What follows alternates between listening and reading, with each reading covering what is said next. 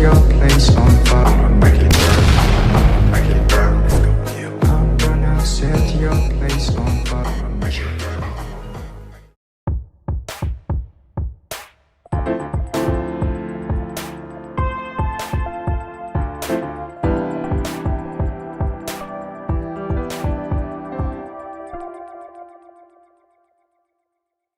Hello and welcome to another episode, this time with Kazım Tolga Gürel. My name is Josef Mühlbauer. I'm a scientific researcher at Empowerment for Peace, a small NGO based in Graz, Austria, which is dedicated to critical peace studies. Earlier this year, I had the privilege to publish together with Max Lakic this wonderful pink book on critical peace studies. In German, kritische Friedensforschung, which includes, the perspective of feminism, anarchism, Marxism, and many critical perspectives, the colonial theories, and many others. And in today's episode, I have the honor to talk to Dr. Kazım Tolga Gürel, wrote many published books and is an author who wrote over 20 articles. His book was published in Turkey and the United States. And because of his opposition to Recep Tayyip Erdogan's government, he cannot work at the university. And he makes a living, therefore, as a construction worker, street musician, and math tutor. So in this sense, maybe we can call you, Kazim, an intellectual precariat or intellectual proletariat in Turkey. His field of studies and interests are gender, democracy, communication, anthropology, and also cultural studies. He also has a YouTube channel, which I very much recommend, called Metropolitan Dervish, where he covers various topics in the light of social sciences. He had a good coverage on Gustav Landauer and many other important figures, also about cultural studies, Eric Hobsbawm, theories, the historian, and many, many others. So I recommend it. Just go for it and like it, and subscribe. Thank you, dear Kazim, that you accepted my invitation, that you followed my invitation for this talk. Thank you very much, Joseph. Thank you very much. You give me this opportunity to call all the world by your channel. Let's begin with a more personal question. As in the introduction, I mentioned it already. Let's start from the beginning. What did you study? Let's begin absolutely from the beginning. Okay, actually my university, my license, radio, television, cinema. And after that, I had my first master degree in newspaper. And my second master degree is another subject in journalism again. And my first PhD was in Konya in Turkey and was first thesis about economical changing in Turkey and changing magazines. But because of my politic ideas, they didn't like me. They didn't like my studies, my behaviors, my free existence. And not all universities in Turkey like this, but especially some universities is really, really right conservative universities. In Turkey, universities unfortunately don't choose their rectorate. There is no democracy in universities in these conditions. Especially AKP government and MHP government, Islamic and fascist government, unfortunately, nationalism, they always pumps this. And they didn't want to university make free choice their rectorate, other issues. Because of that, not only me, lots of people have problems about university regulation.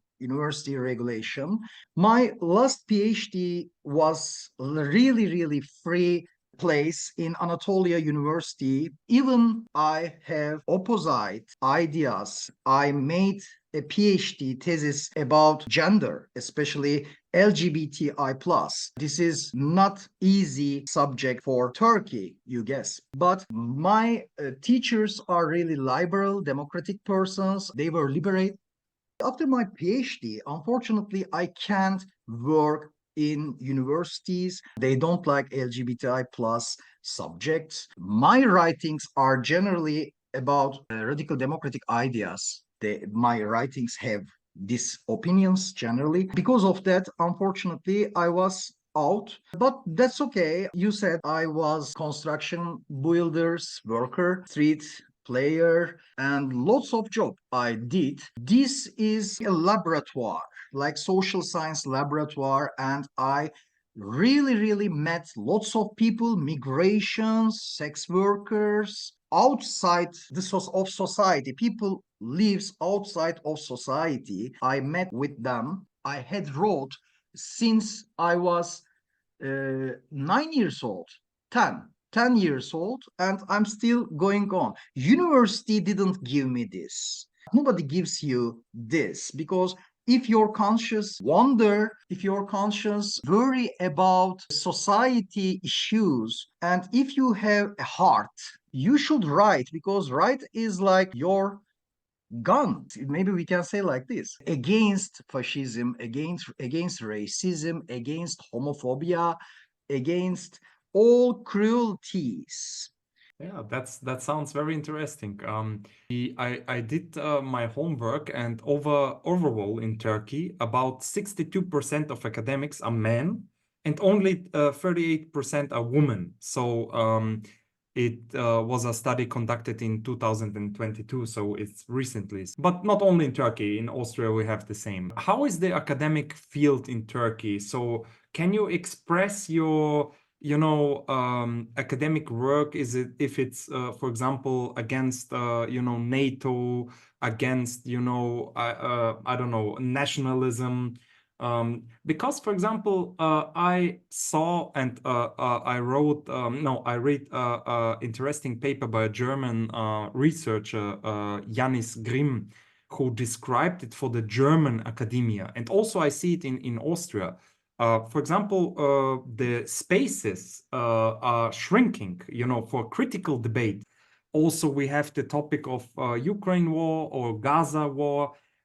You cannot be as critical as, as free academic as you like to be. So, having said all that, how is the scene in Turkey, Actually, we can say this: before CUBE 2016, Gezi protests? Gezi, no, okay, it started with Gezi resistance.